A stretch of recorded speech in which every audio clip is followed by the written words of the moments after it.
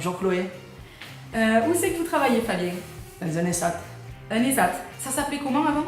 Un CAT. CAT, voilà, c'est ça. Mais moi, c'est Chloé et je m'occupe de la formation professionnelle pour les travailleurs d'ESAT dans une association qui s'appelle le SAEVA. Mais c'est quoi la formation? La formation, c'est quoi? La formation professionnelle, ce sont des explications qui vont vous être données pour développer vos compétences dans un sujet qui vous intéresse. La formation, c'est pour qui? C'est pour les travailleurs, comme vous, les travailleurs qui sont en ESAT. Ça concerne aussi tous les autres travailleurs, mais il faut savoir que votre employeur, donc votre patron, l'ESAT, cotise tous les mois pour que vous ayez droit à une formation. Et plus vous avez d'ancienneté, et plus vous pouvez prendre une grande formation. Faire une formation, c'est gratuit? Non, c'est payant. Il y a 3 personnes qui payent les formations. La première, c'est votre employeur, donc l'ESAT. La deuxième, c'est l'organisme qui collecte cet argent, donc, dont on parlait tout à l'heure. Donc, il s'appelle l'UNIFAF, cet organisme.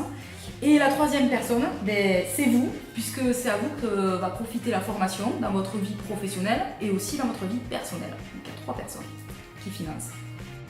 Est-ce que ça va me coûter cher? Non, parce que nos formations, elles sont réfléchies pour être accessibles. Par contre, il faudra quand même vérifier avec la personne qui gère votre budget si vous pouvez vous le financer. Plus les formations sont longues, plus elles sont coûteuses. Donc à vérifier avec votre tuteur, curateur, vos proches ou vos éducateurs. Est-ce que je suis obligé de faire la formation?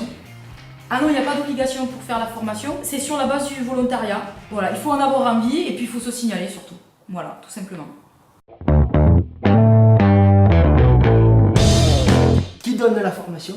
Ah, qui donne la formation? Ce sont des éducateurs du SAEVA en binôme avec des professionnels de l'activité que vous avez choisie. Voilà, donc ça peut être auprès d'une auto-école, dans un club informatique, ou voilà, à chaque fois c'est un personnel spécialisé dans cette activité-là. C'est comme à l'école?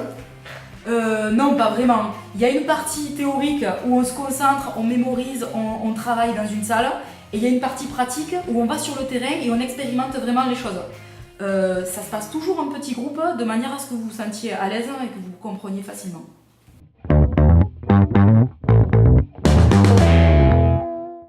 Comment faire pour s'inscrire?